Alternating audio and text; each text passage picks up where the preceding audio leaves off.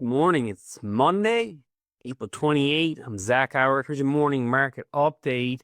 To start the week, we have another massive week in terms of earnings reporting in U.S. mega caps, S&P 500 names, particularly here on Thursday. We have Amazon, Apple, kind of looking for what they say in guidance going forward, as opposed to what the actual look back is earnings pre-Liberation Day, pre-tariffs, and the chaos that's ensued in world trade ever since. A lot of the companies in the mega cap space last week didn't really provide guidance going forward. So that's what we're looking for. Why this is important. Why companies are in their earnings period. They have yet to report their earnings. They cannot buy back their shares. Over the last 5-10 years, these mega cap companies have had the ability to continue to buy back their shares, thus inflating the actual earnings per share as those shares get canceled going forward year after year. Once they report earnings, they have ability then to re-engage in their buyback programs. So analysts estimate about $1 trillion in buybacks is forecast for 2025 to the S&P 500, which puts a continued bid into some of these names over that period. So this week, last week, and the following week, we get to that. These companies are free to buy back their shares once again.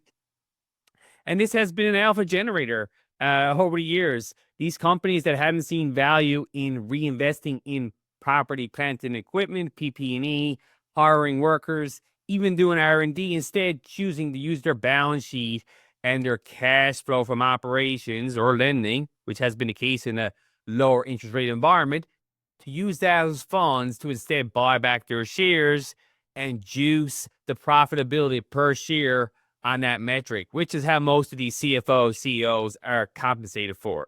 So the behavior kind of speaks to how the process of that has gone the last few years. However, we are in the sharpest decline in earnings outlook since 2020. I keep talking about these similar sets of 5 years ago. They continue to line up a bunch of different trajectories. One of them is this.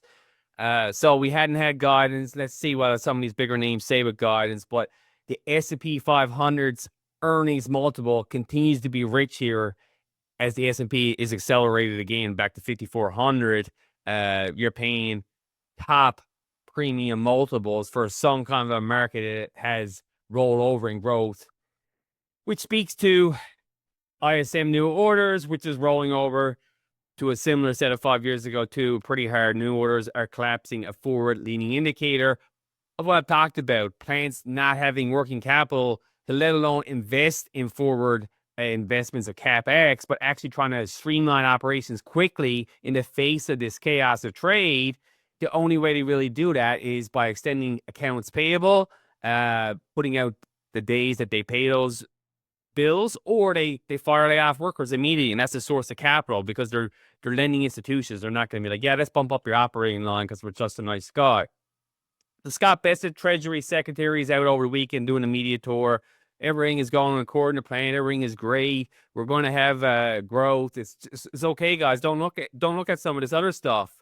Well, the truth serum, Scott, as you know, is that U.S. 2-year yield curve. It is the best signpost for forecasting what the central bankers are going to do, because that 2-year, that short duration yield, really is a reflective of what policy is going to be from the monetary stance in the quarters ahead. And that 2-year yield continues to scream slowing growth, slowing inflation, which is disinflation, deflation backdrop. Gold loves that. Some other trades love that. And that's what we continue to see. Stagflation, that seems to be a thesis out there that continues to be back and forth. But if you look at the data, look at what yields are saying, look at what oil is saying, similar say, the bias is overwhelmingly continue to be disinflation. That is a defensive positioning of a macro regime. That's what I got for you. See you tomorrow. Have a great day.